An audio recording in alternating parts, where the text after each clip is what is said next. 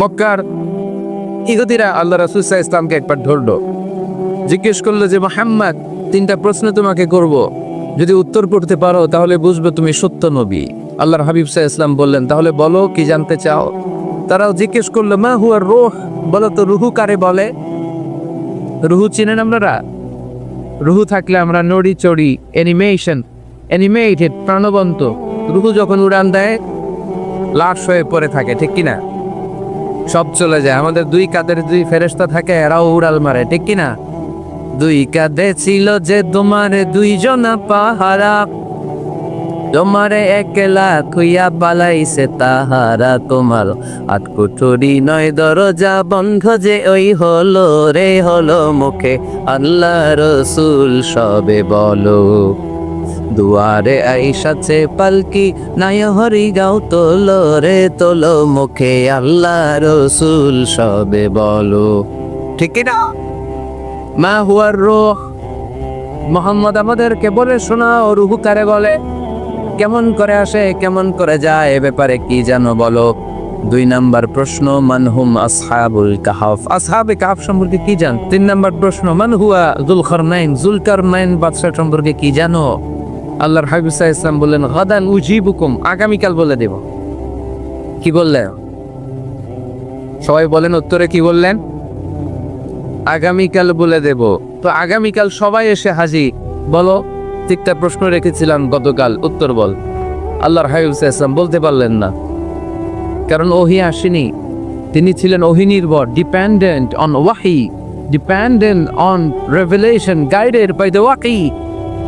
তিনি এর পরের দিনে বললেন, গাদান উজিবুকুম, আগামীকাল বলবো। এর পরের দিনে এরা এসে হাজির, উত্তর নাই।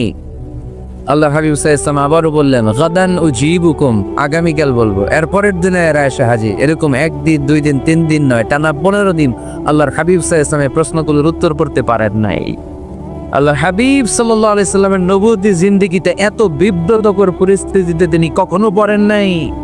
ইহুদিরা প্রতিদিন এসে হট্টগোল করে আর মক্কায় রটনা ছড়ায়, দেখো এই লোকটা যদি সত্যিই নবী হতো তাহলে তো উত্তর করতে পারতো, ঠিক কি না? যেহেতু উত্তর করতে পারে না, আসলে সে আসল নবী নয়, সে ভণ্ড নবী, মিথ্যা নবী। পড়েন নাউযুবিল্লাহ।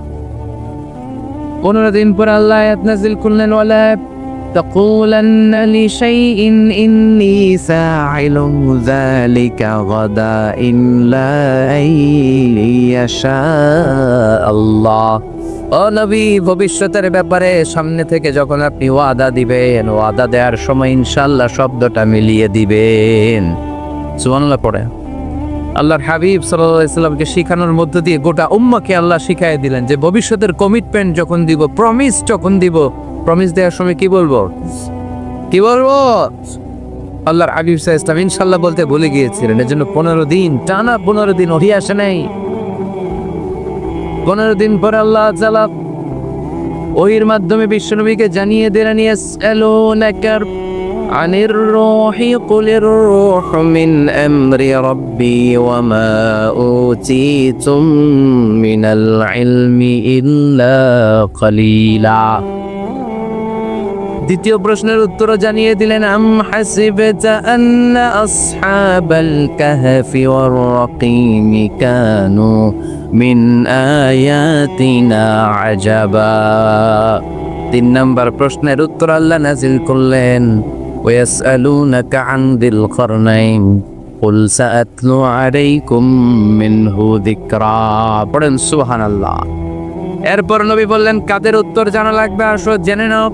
রূহু হলো আল্লাহর আদেশ, আল্লাহর আদেশে দেহের মধ্যে রূহটা ঢোকে, আল্লাহর আদেশে বের হয়ে যায়। রূহকে ধরা যায় না, ছোঁয়া যায় না, ঠিক কিনা? রূহু ধরা যায়, ছোঁয়া যায়, দেখা যায়?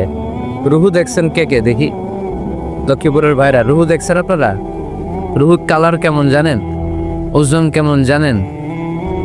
থেকে যে এসে জুড়ে যায় দেহের মধ্যে, মায়ের পেটের ভেতরে, আবার হুট করে উড়াল মারে, মানুষটা লাশ হয়ে পড়ে থাকে, ঠিক কিনা? 2 নম্বর প্রশ্নের উত্তরে বিশ্বনবী জানিয়ে দিলেন, আসহাবে কাহফ হচ্ছে আল্লাহর প্রিয় 7টা যুবক বান্দা যারা 309 বছর গুহার মধ্যে ছিল। তারপর তাদেরকে আবার জাগ্রত করে দিয়েছিল কে?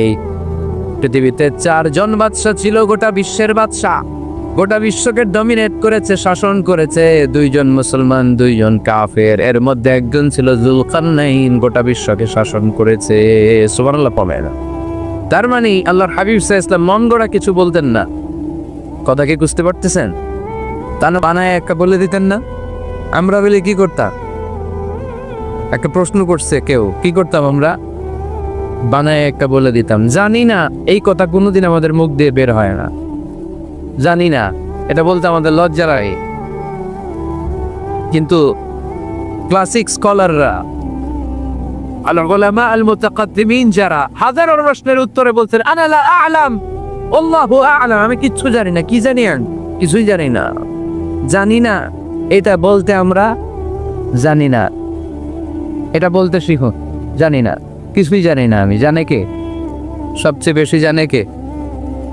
মুসা আলাইহিস সালাম বনি ইসরাইলের লোকদের কাছে বয়ান করতেছিলেন। হঠাৎ একজন দাঁড়িয়ে বলে, মান আ'লামু ফিল আরদ, নবী আল্লাহ মুসা, বর্তমান পৃথিবীতে সবচেয়ে জ্ঞানী কে বলেন তো? মুসা আলাইহিস সালাম বললেন, আনা, আমি। কি বললে? আমি।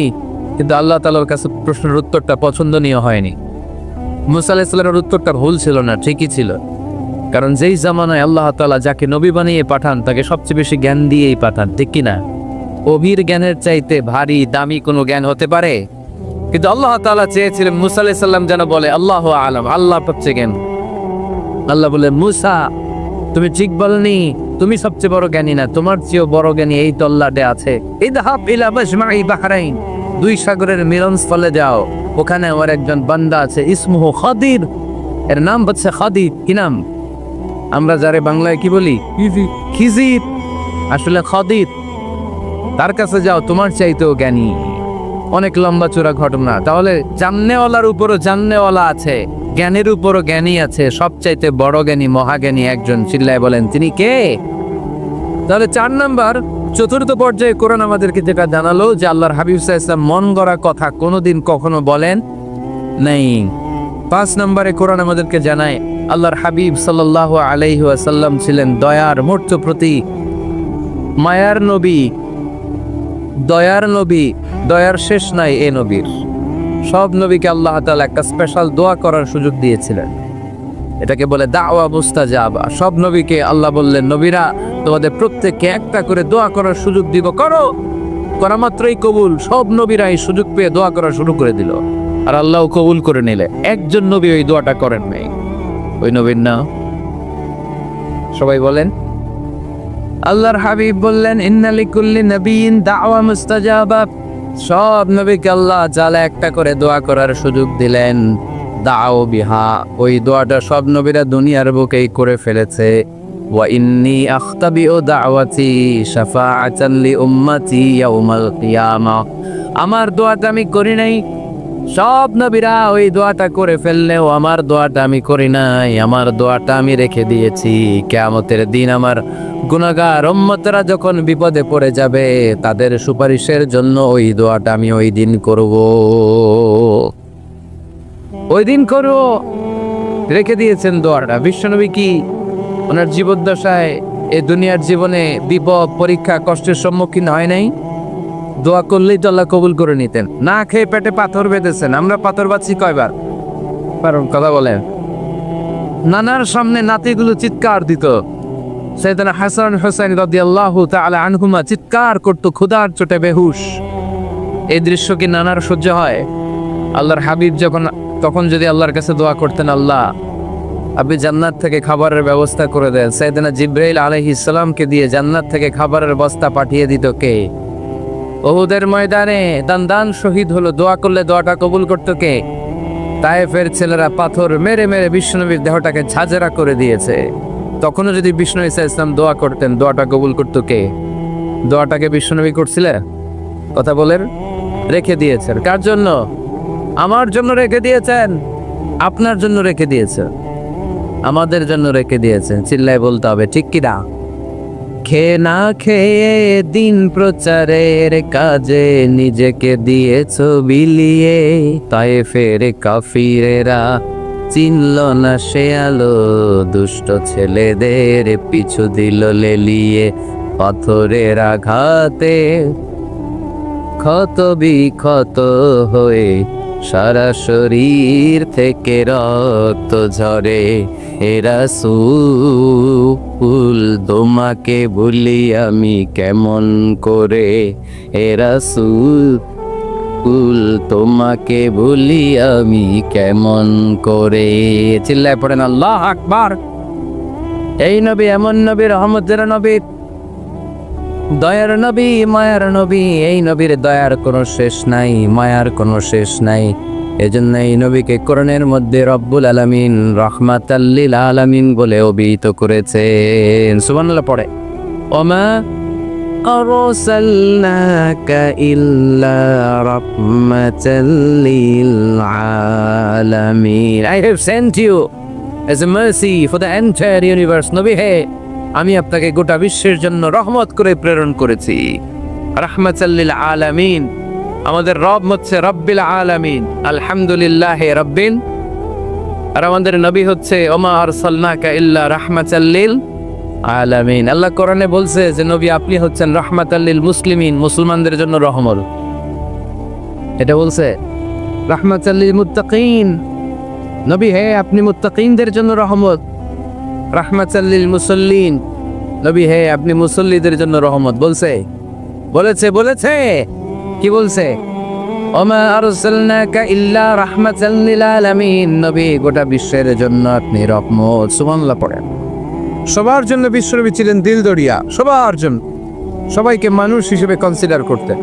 আল্লাহর হাবিব সাল্লাল্লাহু আলাইহি ওয়াসাল্লাম একবার একটা লাশ যেতে দেখলেন, লাশ দেখে আল্লাহ রাসূল সাল্লাল্লাহু আলাইহি ওয়াসাল্লাম দাঁড়িয়ে গেলেন। সাহাবারা বলেন, ইয়া রাসূলুল্লাহ ইন্নাহু ইয়াহুদ, এটা ইহুদির লাশ। কিসের লাশ? আপনি দাঁড়ালেন যে এটা তো ইহুদির লাশ। আল্লাহর হাবিব সাল্লাল্লাহু আলাইহি ওয়াসাল্লাম বললেন, আওয়ালাইসাত নাফসান, এটা কি মানুষ না? এটা হোক না ইহুদি, হোক না নাস্তিক, হোক না খ্রিস্টান, এটা তো মানুষ। আমি মানুষকে সম্মান করেছি, মানুষ দেখে দাঁড়িয়েছি। চিল্লায় পড়েন আল্লাহু আকবার। আল্লাহর হাবিব সাল্লাল্লাহু আলাইহি সাল্লামকে আল্লাহ পাক বলেছেন খুলুকে আযীম, নবী হে verily you are on a very good standard of character, আপনি সুমহান চরিত্রের অধিকারী। আমার নবীর চরিত্র ফুলের চাইতেও পবিত্র, ঠিক কিনা? আমরা আমাদের এলাকার নেতাদের জন্য এটা বলি, তাই না? অমুক নেতার চরিত্র ফুলের মতো পবিত্র। আল্লাহর হাবিব সাল্লাল্লাহু আলাইহি ওয়াসাল্লামের চরিত্র ফুলের মতো পবিত্র না, ফুলের চাইতেও পবিত্র। চিল্লায় বলে ঠিক কিনা? পা থেকে মাথা পর্যন্ত আল্লাহর হাবিব সাল্লাল্লাহু আলাইহি ওয়াসাল্লামের অনুপম চরিত্রের মধ্যে একটা কালো ফোঁটা দেওয়ার মতো, দাগ ছড়ানোর মতো ক্ষমতা কারণে। চিল্লায় বলেন ঠিক কিনা? এজন্য আল্লাহ বললেন, নবী আপনার মর্যাদা শুধু আমি বাড়িয়েছি। ওয়া রাফা'না লাকা যিকরাক, I have dignified your status, আপনার মর্যাদা শুধু আমি উপরের দিকে উঠিয়েছি, শুধু উঠিয়েছি, উঠাতে আমার আরশের দিকে নিয়ে গিয়েছি। আপনার মর্যাদা এত বেশি, দুলক ভুলক ছাপিয়ে, সাত আকাশ কাঁপিয়ে আপনার মর্যাদা আমি আকাশচুম্বী করেছি। চিল্লায় পড়ে আল্লাহু আকবার।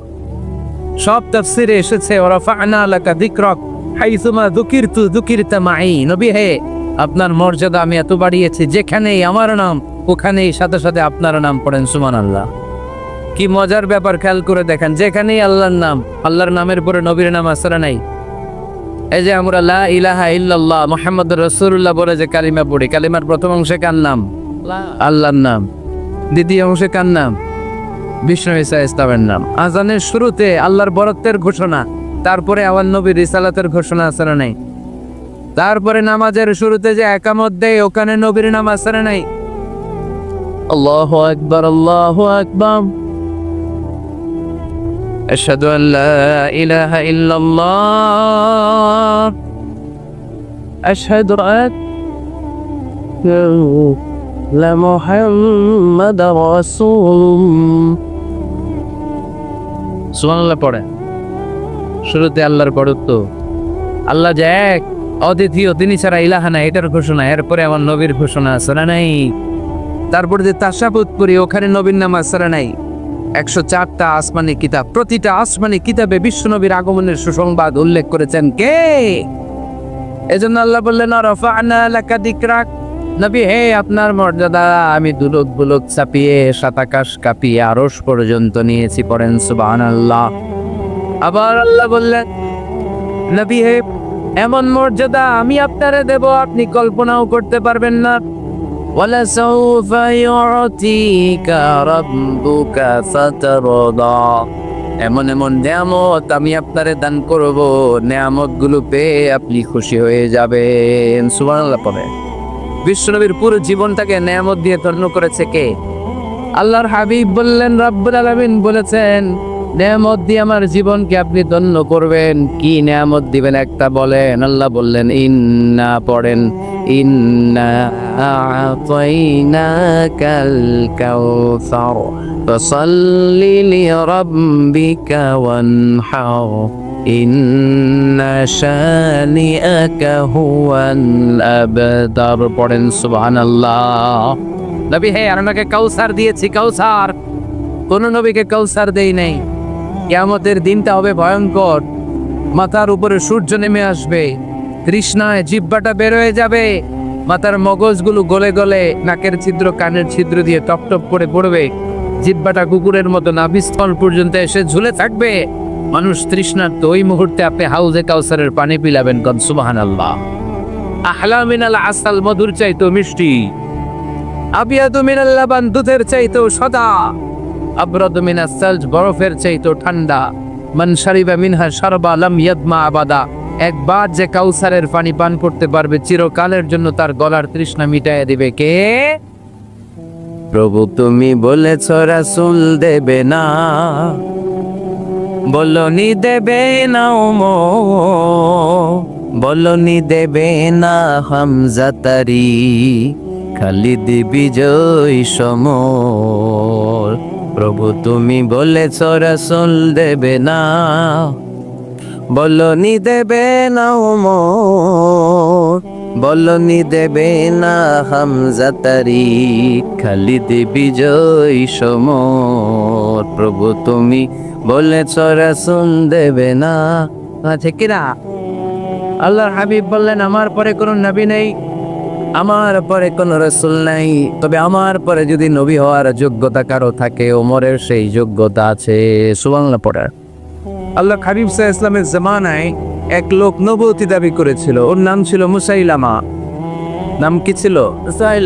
নাম শুনছেন আপনারা? এসে নবুয়তির দাবি করে বলে, ইয়া মুহাম্মদ আন-নবুওয়াতু নিসফুন লাকা ওয়া নিসফুন লি। নবুয়ত তোমার অর্ধেক, আমার অর্ধেক, আমার অর্ধেকটা আমারে বুঝায় দাও। নাউজুবিল্লাহ পড়বেন না। আল্লাহর হাবিব বললেন কি নাম তোর? এই বেয়াদবটা বলল আমার নাম মুসাইলামা। আল্লাহর হাবিব বললেন আজ থেকে তুই শুধু মুসাইলামা নয়, আজ থেকে তুই মুসাইলামাতুল কাযযাব, মিথ্যাবাদী ভণ্ড মুসাইলামা। ঠিক কিনা? এই বেয়াদবটা বিশ্বনবীকে কপি করত। আমার নবী যেমন যেমন করতেন ও তেমন তেমন করত। আল্লাহর হাবিব সাল্লাল্লাহু আলাইহি ওয়াসাল্লাম মদিনার নবজাতক শিশুদের মাথায় হাত বুলিয়ে দিলে বাচ্চাদের মাথার চুল বড় হয়ে যেত। এই বেয়াদবটাও কপি করে অনুকরণ করে তার এলাকায় নবজাতক বাচ্চাদের মাথায় হাত বুলিয়ে দিত, কিন্তু চুল বড় হওয়া তো দূরের কথা। যেই বাচ্চার মাথার তালুর মধ্যে এই বেয়াদবের হাত লাগছে, ওই বাচ্চাগুলোর মাথা আজীবন ছিল টাক মাথা, কোনো চুলই গজায় নাই।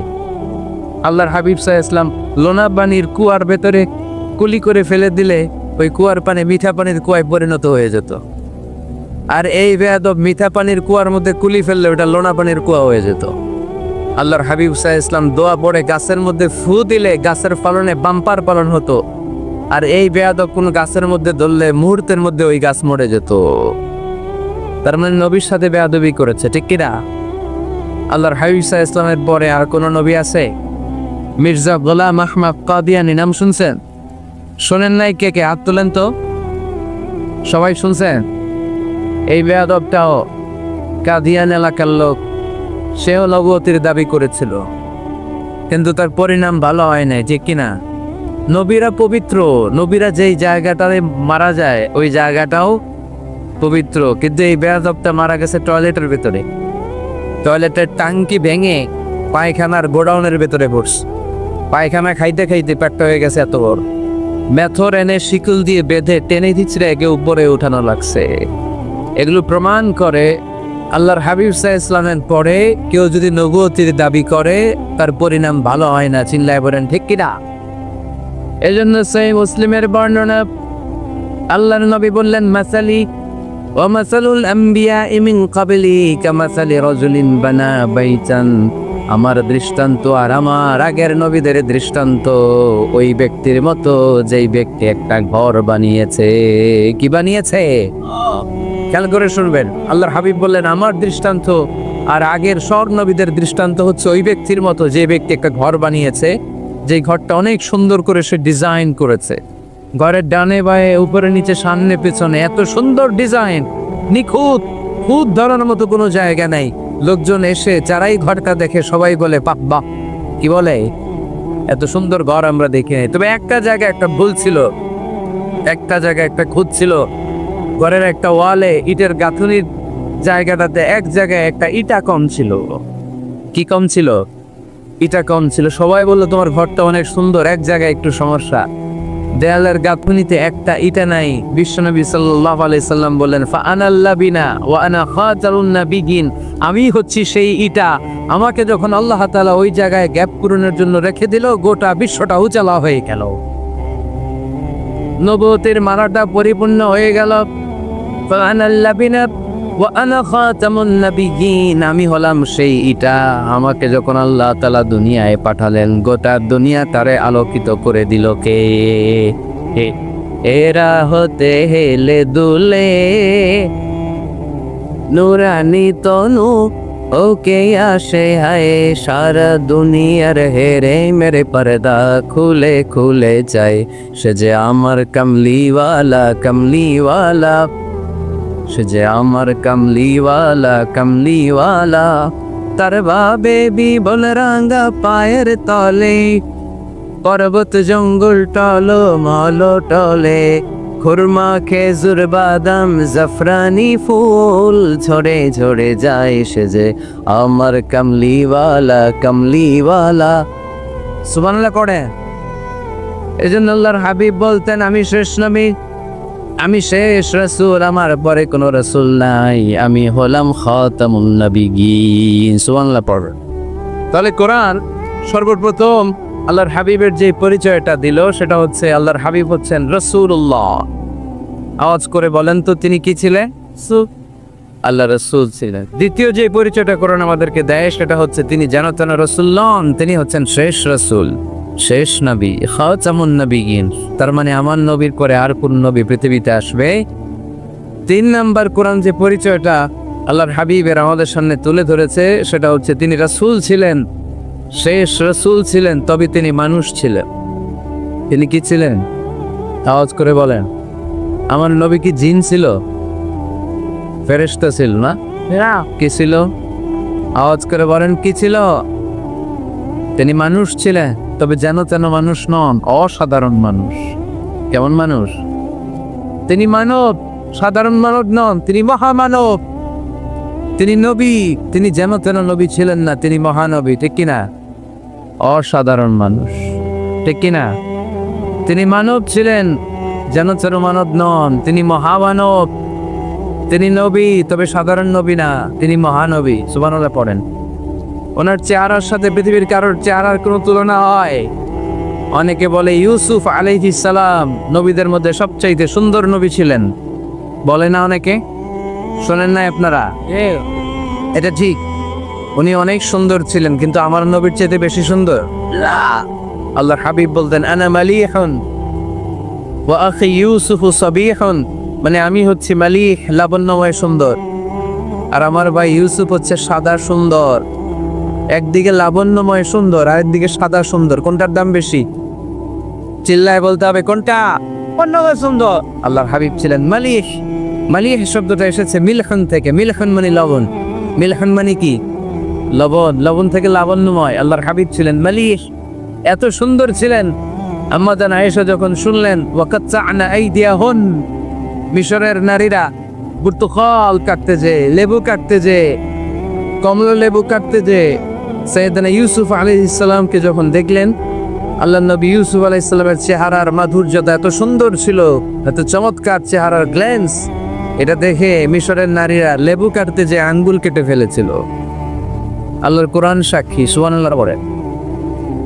এই ঘটনা যখন আম্মা জান আয়েশা রাদিয়াল্লাহু তাআলা আনহা শুনলেন, তিনি বললেন ও মিশরের নারীরা, তোমরা ইউসুফ নবীর সৌন্দর্য দেখে লেবু কাটতে যে আঙ্গুল কেটেছো, আমার স্বামী বিশ্বনবী মুহাম্মদ সাল্লাল্লাহু আলাইহি ওয়াসাল্লামের চেহারা যদি দেখতা, তাহলে লেবু কাটতে যে আঙ্গুল নয়, কলিজাটা কেটে টুকরা টুকরা করে দিতা।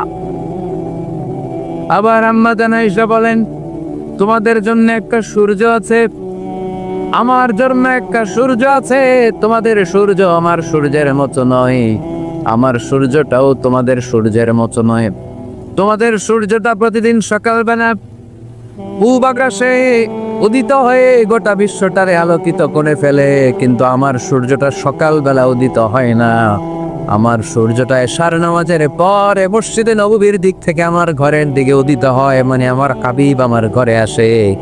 আমার সূর্যটা যখন আমার ঘরে আসে, আমার পুরো ঘরটা তার নূর দিয়ে মুনাওয়ার হয়ে যায়। তোমাদেরও সূর্য আছে, আমারও সূর্য আছে। তোমাদের সূর্য ওঠে সকালবেলা, আমার সূর্য ওঠে আসার পরে। চিল্লায় করে আল্লাহু আকবার। এজন্য there is no comparison with our prophet Muhammad sallallahu আলাইহি ওয়াসাল্লাম। তিনি মানুষ ছিলেন, তবে সাধারণ মানুষ নন, অসাধারণ মানুষ। নবী ছিলেন, জান্নাতের নবী নন, মহানবী, মানব কিন্তু মহামানব, ঠিক কিনা? এই জন্য কোরআন আমাদেরকে জানিয়ে দেয়, কুল ইন্নামা আনা বাশারুম মিসলুকুম ইউহা ইলাইয়া আন্নামা ইলাহুকুম ইলাহু ওয়াহিদ। ও নবী, আপনি বলে দেন, নিশ্চয় আমি তোমাদের মতোই মানুষ, কিন্তু আমার কাছে ওহী আসে, তোমাদের কাছে আসে না, ঠিক কিনা? মানুষ কোন সেন্সে? মানুষ এই সেন্সে তিনি মানুষ যে আমরা দুনিয়াতে মা বাবার মাধ্যমে আসি, তিনিও এসেছেন। আমরা পৃথিবীতে বিয়ে করি, আল্লাহর হাবিবও করেছে। আমরা বিয়ে করলে সন্তান হয়, আল্লাহর হাবিব সাল্লাল্লাহু আলাইহি ওয়াসাল্লামের 4 কন্যা 3 পুত্র সন্তান ছিল। আমরা আমাদের আঘাত পেলে গা ঝরে রক্ত বেরোয়, আল্লাহর হাবিব সাল্লাল্লাহু আলাইহি ওয়াসাল্লামের উহুদের ময়দানে দাঁত ভেঙে রক্ত ঝরেছে, ঠিক কিনা? এই সেন্সে তিনি মানুষ, কিন্তু সাধারণ মানুষ নন, তিনি অসাধারণ মানুষ, অসাধারণ, আনপ্যারালাল, ইউনিক, ফ্যান্টাস্টিক। আল্লাহর হাবিবের সাথে কারো তুলনা চলে না। আল্লাহর হাবিব সাল্লাল্লাহু আলাইহি ওয়াসাল্লাম বলেন, আল্লাহ তাআলা গোটা বিশ্বের সবাইকে তৈরি করে 2 ভাগ করলেন। কয় ভাগ? 1 ভাগ জান্নাতি, 1 ভাগ জাহান্নামী। আমাকে আল্লাহ তাআলা জান্নাতীদের মধ্যে প্রেরণ করলেন। এই জান্নাতীদেরকে আল্লাহ অনেক শহরে বিভাজন করে পৃথিবীতে পাঠালেন, আমাকে আল্লাহ তাআলা মক্কা শহরে পাঠালেন। মক্কা শহরে অনেকগুলো বংশ আছে, সেখান থেকে আল্লাহ তাআলা আমাকে কুরাইশ বংশে পাঠালেন। কুরাইশ বংশে অনেক খানদান আছে, আমাকে আল্লাহ তাআলা হাশমি খানদানে পাঠালেন। হাশমি খানদানে অনেক পরিবার আছে, আমাকে আব্দুল মুত্তালিবের পরিবারে পাঠালেন। আব্দুল মুত্তালিবের পরিবারে অনেক সদস্য আছে, এই সব সদস্য বৃন্দদের মধ্যে থেকে আমাকে শ্রেষ্ঠ মানুষ করে তিনি দুনিয়ায় পাঠালেন। আনা খায়রুকুম বাইতা আনা খায়রুকুম নাফসা। আমি ঘরের দিক থেকেও সেরা, আমি মনের দিক থেকেও সেরা, আমি ব্যক্তিত্বের দিক থেকেও সেরা। আমার চাইতে সেরা পৃথিবীতে কেউ নাই, কিন্তু ওয়ালা ফখর, এই কারণে আমি কোনো গর্ব অহংকার করি না। চিল্লায় করেন সুবহানাল্লাহ। তার মানে কোরআন আমাদেরকে প্রথমে জানালো তিনি হলেন রাসূলুল্লাহ, আল্লাহর রাসূল, তিনি আল্লাহর নবী, আল্লাহর রাসূল। দ্বিতীয় পর্যায়ে কোরআন আমাদেরকে জানালো তিনি হলেন শেষ রাসূল, শেষ নবী। তৃতীয় পর্যায়ে কোরআন বিশ্বনবীর ব্যাপারে আমাদেরকে ইনফরমেশন দিল, তবে তিনি মানুষ ছিলেন। কি ছিলেন? আকীদা খালেস করে নেন। আল্লাহর হাবিব সাল্লাল্লাহু আলাইহি ওয়াসাল্লাম কি ছিলেন? মানুষ ছিলেন, তবে অসাধারণ মানুষ। তিনি ওহীপ্রাপ্ত হতেন, আমরা ওহীপ্রাপ্ত হই না, ঠিক কিনা? চতুর্থ পর্যায়ে কোরআন আমাদেরকে জানান দেয় যে আল্লাহ রাসূল সাল্লাল্লাহু আলাইহি ওয়াসাল্লাম জীবনে কোনোদিন মন গড়া কোনো কথা বলে না। বলছে? আমরা বলি না? এই যে যারা গুজব ছড়ায়, আন্দাজে বলছে না, কথা বলে। আল্লাহর হাবিব সাল্লাল্লাহু আলাইহি ওয়াসাল্লাম জীবনে মন গড়া কোনো কথা বলেছে? মন মস্তিষ্ক প্রসূত কিছু বলেছে? মন যা চায় তা তিনি বলেন? বলেন না। মন গড়া বলেন না, because he was guided by ওয়াহি, he was guided by the revelation. তিনি ওহী দ্বারা গাইডেড, ওহী তাকে ওনাকে পথ দেখায়। মন গড়া তিনি কিছু বলেন না, কোন নবী মন গড়া কিছু বলেন না। এজন্য নবীদের কথার মধ্যে কোনো অমিল নাই। এমনকি কখনো হয়েছে এক নবী এসে বলেছে পৃথিবীতে যে আল্লাহ একজন, আরেক নবী এসে বলছে না 2-3 জন হতে পারে? বলেছে? কোন নবী এসে বলেছে যে আখিরাত আছে, the day of judgment, the day of accountability, দুনিয়াতে যা করেছো এগুলোর জন্য আল্লাহর সুপ্রিম কোর্টের কাঠগড়ায় দাঁড়াতে হবে, আখিরাত বলে একটা ব্যাপার আছে? আরেক নবী এসে বলছে না আখিরাত ফাকিরাত কিছু নাই, দুনিয়া কে মজা লেলো, দুনিয়া তোমারই হ্যাঁ, এই দুনিয়াই সব শেষ। এরকম কি কখনো হয়েছে? না। কিন্তু এই পৃথিবীর কবিরা এক এক কবি এক এক কথা বলে, এক এক নবী এক এক কথা বলে, এরকম হয় না। কিন্তু এক এক কবি এক এক কথা বলে, এক এক দার্শনিক এক এক কথা বলে, ঠিক কিনা? এক দার্শনিক থিওরি দাঁড় করালো মানুষ হচ্ছে পেট সর্বস্ব জীব, মানুষের পেটের সমস্যা বড় সমস্যা, এই সমস্যার সমাধান হয়ে গেলে সব সমাধান। আরেক দার্শনিক এসে বলল না, মানুষের যৌন সমস্যা সবচেয়ে বড় সমস্যা, সেক্সুয়াল প্রবলেম, এইটা সমাধান হলে সব সমাধান। আরেক দার্শনিক এসে বলে না, পেটের সমস্যাও বড় সমস্যা না, যৌন সমস্যাও বড় সমস্যা না, মানুষ আসলে মানুষই না, মানুষ হলো বান্দর। বানর থেকে সময়ের বিবর্তনে, কালের আবর্তনে এগুলো মানুষ হয়েছে, বলছে না? তার মানে এক দার্শনিকের কথার সাথে আরেক দার্শনিকের কথার মিল আছে? আওয়াজ করে বলেন। কিন্তু পৃথিবীর একজন নবীর সাথে আরেকজন নবীর কথার কোনো অমিল খুঁজে পাওয়া যায় না, চিল্লায় বলেন ঠিক কিনা? এজন্য আল্লাহ বললেন আমার নবী মন গড়া কিছু বলে না। ওমা ইয়াতিকু আনিল হাওয়া ইন হুয়া ইল্লা ওয়াহিয়ুন ইউহা।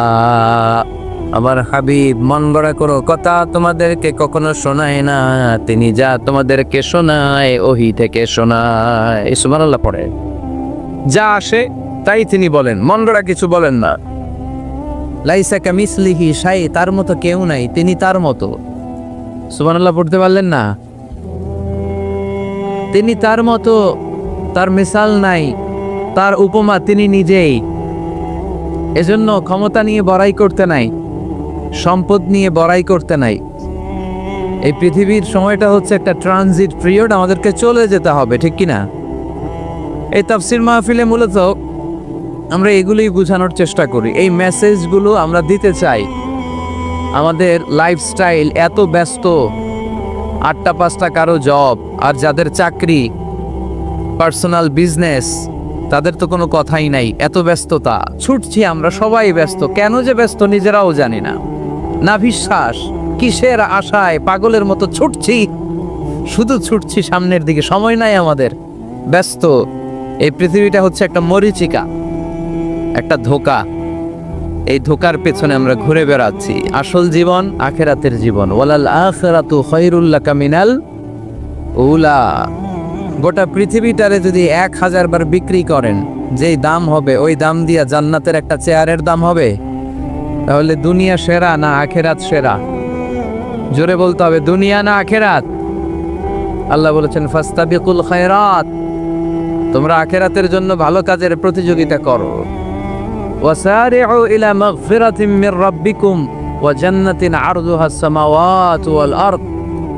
আল্লাহর জান্নাতের দিকে ছোট, আল্লাহর জান্নাতের দিকে ধাবিত হও, যে জান্নাতের বিস্তৃতি আকাশ জমিন ব্যাপী। আল্লাহ এগুলোর প্রতিযোগিতা আমাদেরকে করতে বলেছেন, ক্ষমা পাওয়ার প্রতিযোগিতা, আখিরাত লাভের প্রতিযোগিতা, জান্নাত পাওয়ার প্রতিযোগিতা। কিন্তু আমরা কি এগুলার প্রতিযোগিতা করি?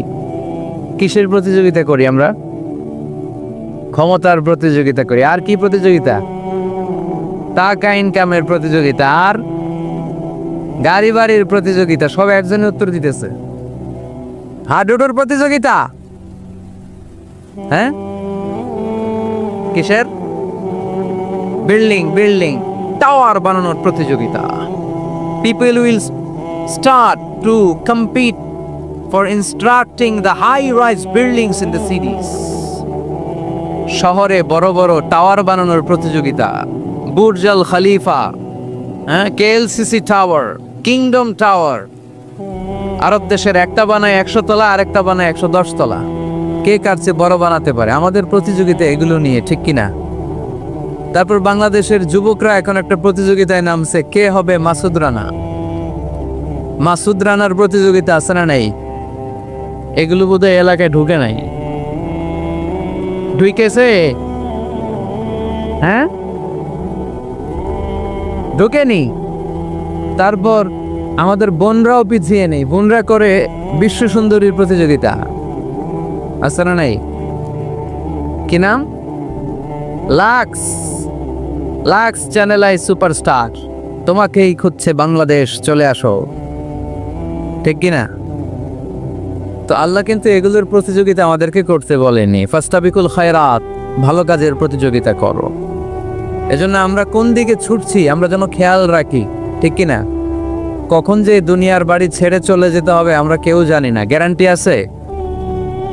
The most certain thing in our life is death, and the most uncertain thing in our life is the time of death. আমাদের জীবনের সবচেয়ে সুনিশ্চিত বিষয় হচ্ছে মরণ, মৃত্যু। আমরা মরে যাব। সন্দেহ আছে? কার কার সন্দেহ আছে হাত তোলেন। দু একজন তুলছে ভুল করে। সন্দেহ নাই, আমরা যে মরবো এটা নিশ্চিত, কিন্তু কবে মরবো এটা অনিশ্চিত। আমরা যে মরবো এটা কি নিশ্চিত, আর কবে মারা যাব এটা অনিশ্চিত। আমরা জানি না কবে মারা যাব। এজন্য আমাদের প্রতিটা মুহূর্তই আমরা একজনকে খুশি করার জন্য ব্যয় করব। তিনি কে? আল্লাহর খুশির জন্য যেন আমরা বেশি বেশি কাজ করতে পারি। আল্লাহ তুমি তৌফিক দাও। আজকের মাহফিলটারে নাজাতের ওয়াসিলা বানাও। এখানে আসছি আমরা কিসের নিয়তে? আজকে উত্তর দিবেন, উত্তর। You have to answer to me.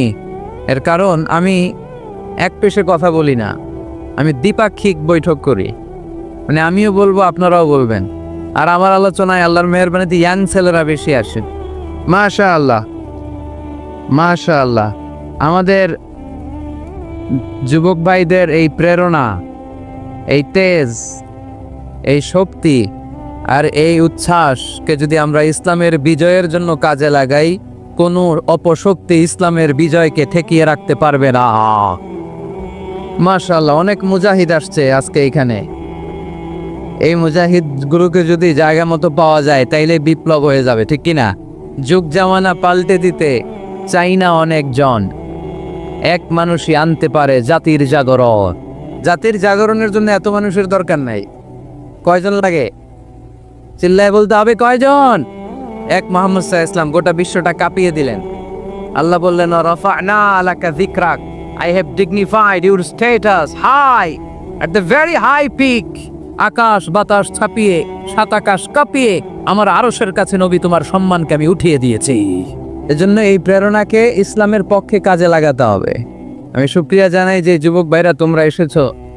যেখানে আমি যাই আলহামদুলিল্লাহ যুবকদের ঢল নামে। আলহামদুলিল্লাহ আজকে শুনলাম যে মোট 8টা প্যান্ডেল। কয়টা? এটা হচ্ছে সেন্ট্রাল প্যান্ডেল। ওই 8টা প্যান্ডেলে 8টা প্রজেক্টর দেয়া। 8টা প্যান্ডেলে কি মহিলারা?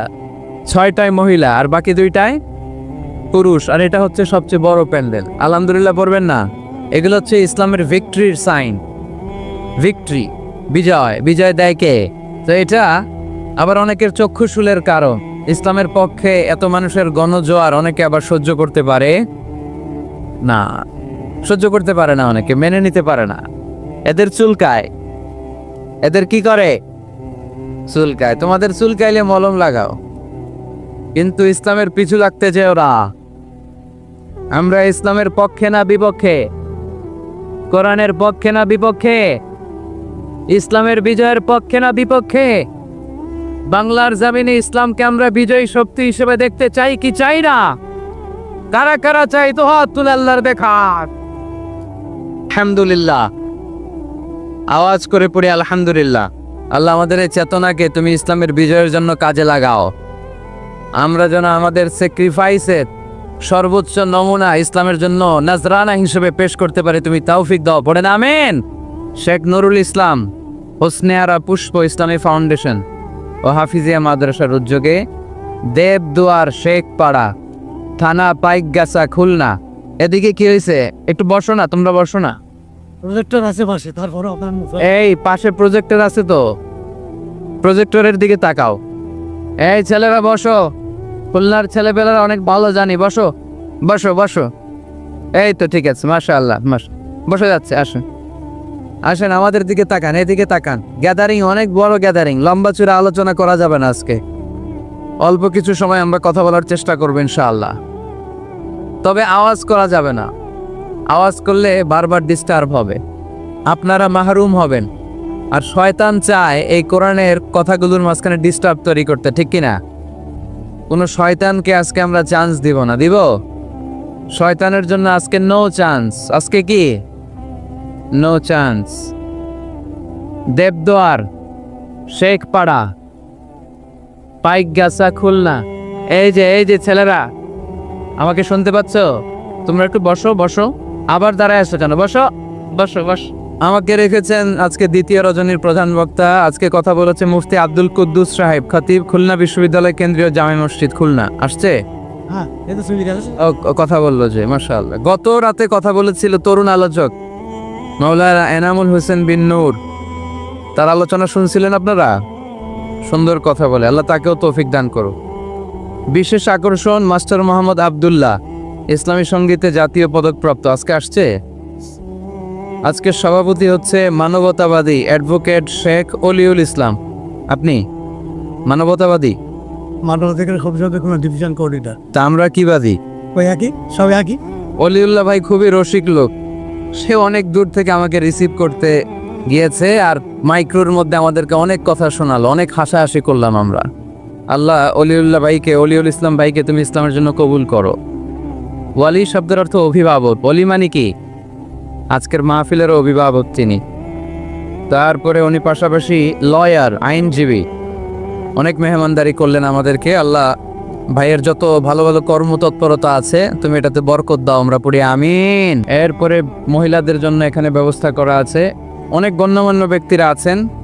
খুলনা থেকে আমার সাথে সফরসঙ্গী হয়ে এসেছে খুলনা ফুলতলা উপজেলা কমপ্লেক্সের স্বাস্থ্য অফিসার ডাক্তার মিজানুর রহমান, আমার পাশেই আছে। আমার নামে নাম, পিছনে খালি আজহারি লাগাই দিলে ওয়াজ শুরু করে দেবে, মাশাআল্লাহ। তারপর আপনাদের এই থানার সম্মানিত এসআই সাহেব এসেছেন, এলাকার ওলামা একরাম এসেছেন, মুরব্বিয়ান আজম এসেছে। যারাই এসেছেন তাদের সবাইকে জানাচ্ছি আন্তরিক শুভেচ্ছা। আমাদের এই তাফসির মাহফিলগুলো সবার জন্য, এমনকি হিন্দুদের জন্য, বৌদ্ধদের জন্য, খ্রিস্টান, নাস্তিক, নৃগোষ্ঠী, চাকমা, যেই ধর্মের হোক না কেন, যেই মতের হোক না কেন, এখানে আসতে কোনো বাধা আছে? কোনো নিষেধ আছে? এটা প্রমাণ করে আমাদের হৃদয়টা উদার কিনা। আমাদের হৃদয়ে কোনো সংকীর্ণতা নাই। আমাদের হৃদয়টা আকাশের মতো বিশাল, সাগরের মতো বিশাল, প্রশস্ত, পাহাড়ের মতো উঁচু। আমরা ব্রড মাইন্ডেড, আমরা ন্যারো মাইন্ডেড না। কথা বলেন, আমরা কি সংকীর্ণ মনা হতে চাই? হৃদয়টারে বড় করার দরকার আছে না নাই? বিশ্বনবী সাল্লাল্লাহু আলাইহি সাল্লাম ছিলেন বিশাল বড় হৃদয়ের অধিকারী। কখনো রেগে যেতেন না, ওনাকে আঘাত করলেও রাখতেন না। আল্লাহ রাসূল সাল্লাল্লাহু আলাইহি সাল্লাম যখন সালাতে দাঁড়াতেন মক্কায়, রুকুতে গেলে কাফের মুশরিকরা ওটের পচা নাড়ি ভরি এনে বিশ্বনবীর গায়ের উপরে ঢেলে দিত। নাউজুবিল্লাহ পড়বেন না? বিষ্ণু ইসলাম রাখতেন না। নিজের উপর অ্যাটাক হলে কখনো রাখতেন না, শুধু ইসলামের বিধান লঙ্ঘন হলে তিনি রেগে যেতেন। আল্লাহর আইনের ব্যাপারে কেউ কথা তুললে রেগে যেতেন। গায়ের উপর শারীরিক অত্যাচারে রাখতেন না। তায়েফের ময়দান তার প্রমাণ। দাওয়াত দিতে গেলেন, রক্তাক্ত হলেন। 3 জায়গায় বিশ্বনবীকে অ্যাটাক করে রক্তাক্ত করা হলো। এত সুন্দর দেহ, এত শুভ্র দেহ, এত সুন্দর স্কিনের মানুষ ছিলেন, এই মানুষটাকে পিটিয়ে পাথর মেরে রক্তাক্ত করা হয়েছে। তিনি রাগেন নাই, ক্ষমা করেছেন। কি করেছেন? ক্ষমা। একবার উটের উপরে বসা এক বেদুইন এসে বিশ্বনবীর চাদর ধরে টান দিলেন। চাদরটা ছিল বুরদুন নাজরানি, নাজরান এলাকা থেকে আনা। এই চাদরের কর্নারে খসখসে ডিজাইন করা ছিল। ওই বেদুইন এসে ইয়া মুহাম্মদ বলে টান দিয়েছে যখন চাদর, এই খসখসে অংশ ঘাড়ের মধ্যে লেগে বিশ্বনবীর ঘাড়ের চামড়া ছিঁড়ে গিয়েছে। বিশ্বনবী সাল্লাল্লাহু আলাইহি ওয়াসাল্লাম তাকে শুধু একটা মুচকি হাসি দিলে। কি করলেন? আপনার ঘাড়ের এখানে চামড়া যদি কেউ ছিঁড়ে ফেলতো, আসছে ভিক্ষা চাইতে, আবার চামড়া ধরে টান দিয়ে আপনার ঘাড়ের চামড়া ছিঁড়ে ফেলছে, আপনি কি করতেন? কি করতেন? একজনকে মাইরে শোয়াই ফেলাইতাম। তার মানে ঠিকই আমরা ওরে মারতাম। বিষ্ণু ইসলাম তাকালেন, তাকিয়ে একটা মুচকি হাসি দিলেন। জীবনের সব সমস্যার সমাধান নিহিত এই মুচকি হাসির ভেতরে। এই জন্য বিষ্ণু ইসলাম সব সময় সিচুয়েশনকে কোল ডাউন করার জন্য মুচকি হাসতেন। কানা ইয়াতাবাসসাম, একটা এক চিলতে মুচকি হাসি বিশ্বনবীর চেহারায় লেগেই থাকতো। Your smile to your brother it's a charity, তাবাসসুমুকা ফি ওয়াজহি আফিকা সাদাকা। তুমি যখন তোমার ভাইয়ের চেহারার দিকে তাকিয়ে মুচকি হাসি মারো, এতেও আল্লাহ আমলনামায় সওয়াব দিয়ে দেয়। আমরা অনেকে মুচকি হাসতে চাই না, কবে যে সর্বশেষ হাঁটছিল ওইটাই খেয়াল নাই। এরকম ডাকাইতে আছে না নাই? খুলনায় এরকম নাই মাশাআল্লাহ। খুলনার লোকদের চেহারা হাস্যোজ্জ্বল, খুলনার লোকেরা খুব হাসে। হাসবেন, মুচকি হাসবেন, হাসতে পয়সা লাগে না। হাসতে পয়সা লাগে? তাহলে মুখটার এরকম বেজার করে রাখেন কেন? হাসেন একটু, হা হা হা করে না, মুচকি হাসবেন। বিষ্ণু সাল্লাল্লাহু আলাইহি সাল্লাম মুচকি হাসতেন। তো এমন মানুষ ছিলেন, ওনাকে মারলে উনি কখনো রেগে যেতেন না, তবে ইসলামের বিধান লঙ্ঘন হলে রেগে যেতেন। বনু মখজুমিয়া গোত্রের এক নারী চুরিতে ধরা পড়ল। কিসে? তো এই যে গরু চোর, মুরগি চোর এগুলো থাকে, তাই না? মদিনার সমাজে বনু মখজুমিয়া নামের এক গোত্রের মেয়ে চুরিতে ধরা পড়ল। চুরিতে ধরা পড়লে নিয়ম হচ্ছে কি, হাত কেটে দাও, তাই না? আস-সারিকু ওয়াস-সারিকাতু ফাকতাউ আইদিয়াহুমা, হাত কেটে দাও। এখন এই মহিলা অনেক বড় ফ্যামিলির মেয়ে, বিষ্ণু ঈসা ইসলাম যদি হাত কেটে দেয় মদিনাতে ঝামেলা লেগে যাবে। সাহাবীরা বলল, ইয়া রাসূলুল্লাহ আপনি হাত কেটে দিয়েন না, এটা বড় মেয়ে, বড় বংশের মেয়ে, চেয়ারম্যান বংশের মেয়ে, এমপির মেয়ে, এরকম থাকে না? বিষ্ণু ঈসা ইসলাম এই কথা শুনে ওনার চেহারাটা আগুনের গোলার মতো লাল হয়ে গেল, লাল হয়ে গেল। বিষ্ণু ঈসা ইসলাম রেগে গেলেন। কারণ কি? ঘাড়ের চামড়া ছিঁড়ে যায় রাগে না, পাথর মেরে রক্তাক্ত করে রাগে না, নামাজরত অবস্থায় ওটের নারী ভুঁড়ি চাপায় যে লোকটা রাগে না, এই লোকটাকে যখন বলা হলো ইয়া রাসূলুল্লাহ আপনি হাত কেটে না দিয়ে মাফ করে দেন, রেগে যায়। কারণ এটা আল্লাহর আইন। চিল্লায় বলো ঠিক কি না? আল্লাহর আইনে কোনো সুপারিশ চলে না। বিষ্ণু ঈসা ইসলাম রেগে বললেন, লাউ আন্না ফাতিমাতা বিনতি মুহাম্মাদিন সারাকাত লাকাতা মুহাম্মাদুন ইয়াদাহা, তোমরা ওই বনু মখজুমিয়া গোত্রের মেয়ের জন্য সুপারিশ করো, এটা আল্লাহর আইন। এত বড় সাহস পেলে কোত্থেকে? আমার মেয়ে ফাতেমাও যদি আজকে চুরিতে ধরা পড়তো, আমি ফাতেমার ডান হাত কেটে দিতে 1 সেকেন্ডও দেরি করতাম না। এটা আল্লাহর আইন। এই আইন যদি বাংলাদেশে থাকতো, কোনো চোর খুঁজে পাওয়া যেত? কথা বলেন। তবে ছোট চোরগুলো না করে বড় চোরদের জন্য এই বিধানের দরকার আছে না নাই? হাজার হাজার কোটি টাকা মেরে দেয়, আছে না নাই? কোটি টাকা পাচার করে দেয়, পেঁয়াজের দাম বাড়িয়ে দেয়, লবণ নিয়ে গুজব ছড়িয়ে দেয়, আছে না নাই? হাজার হাজার কোটি টাকা মেরে দিচ্ছে, মানুষ খেতে পায় না। আর আপনাদের বগুড়াতে টাকা কুচি কুচি করে পানির ভেতরে পাওয়া যায়, আছে না নাই? এই চোরদেরকে হাত কাটার দরকার আছে না নাই? সরাসরি টেলিভিশনে সম্প্রচার করে যদি এক একটা চোরের হাত, বড় বড় চোর, আম চোর, কাঁঠাল চোর, মুরগি চোর, ওই চোর না, হাজার কোটি টাকার চোর, এই চোরদের হাত যদি কেটে দেয়া হতো আর টিভিতে লাইভ সম্প্রচার করা হতো, তাহলে বাংলাদেশে চোর খুঁজে পাওয়া যেত? কথা বলেন। আমরা চোর মুক্ত বাংলাদেশ চাই, দুর্নীতিবাজ মুক্ত বাংলাদেশ চাই, আমরা ডিজিটাল বাংলাদেশ চাই, ঠিক কিনা? কোরআনের আইন ছাড়া এটা সম্ভব না। কোরআন থেকে প্রেসক্রিপশন না নিলে এই সমাজ ঠিক করা যাবে না।